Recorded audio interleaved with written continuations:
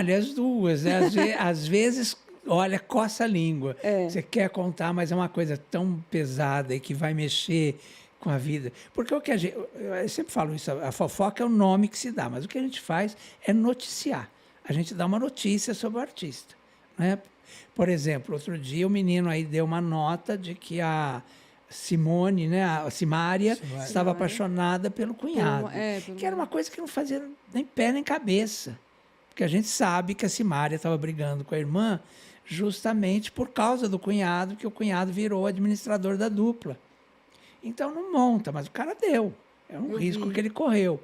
Né? Mas ele, quer dizer, mas não era uma coisa que ele tinha uma fonte, que era uma coisa séria. Ele chutou. E aí deve estar tendo problemas com isso agora. Então você precisa calcar. Às vezes a informação chega, mas você precisa duvidar dela. Né? Antigamente, a gente tinha muito mais informação das emissoras. Então, por exemplo, assim, o tal ator está no Ceará, gravando um comercial. Aí fala que ele foi visto no Leblon beijando alguém. Você fala, mas ele não está no Ceará gravando. Entendeu? Então, a gente faz essas... né? Todas essas coisas para poder chegar na verdade. Né? Não é fácil. A fonte, às vezes a fonte vem facinho. Esse ano me mataram 2 vezes. Já me mataram não. Já disseram que eu tinha uma doença incurável naquela época e que a doença era incurável e tal. E eu nunca tive absolutamente nada, né? Eu simplesmente estava afastado da televisão por causa da sacanagem de um colega, que eu não vou dizer o nome, que tentou puxar meu tapete, fez uma denúncia para os donos da emissora, falando que eu falava mal da emissora, trabalhando na emissora. E ao contrário, eu tinha feito uma crítica no meu portal, elogiando a emissora, elogiando ele, o apresentador, e dizendo que a produção era muito fraca, que o programa não foi bacana na estreia e tal. Mas tudo ali... explicando, né? Porque é embasado e tal. Ele pegou essa crítica, levou para a esposa do dono da emissora, na igreja que ele frequentava, e eu fui proibido de entrar na emissora. E aí eles diziam assim para mim, fica em casa e não fala nada. E ninguém me explicava o que eu tinha feito. Até eu fui descobrir no advogado, que por acaso era advogado dele, que estava me acusando, mas era meu amigo. Aí ele falou, olha, é isso aqui.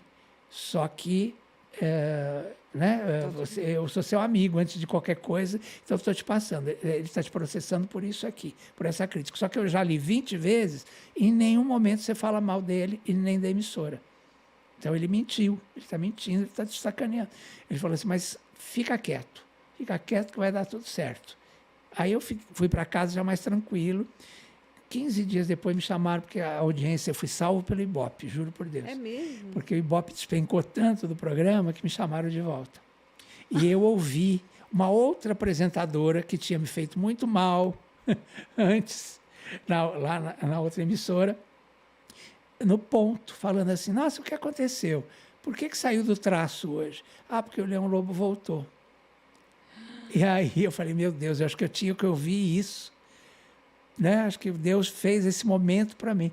Quer dizer, o outro me sacaneou, aí essa que tinha me sacaneado antes, né? De repente veio falando no meu ouvido.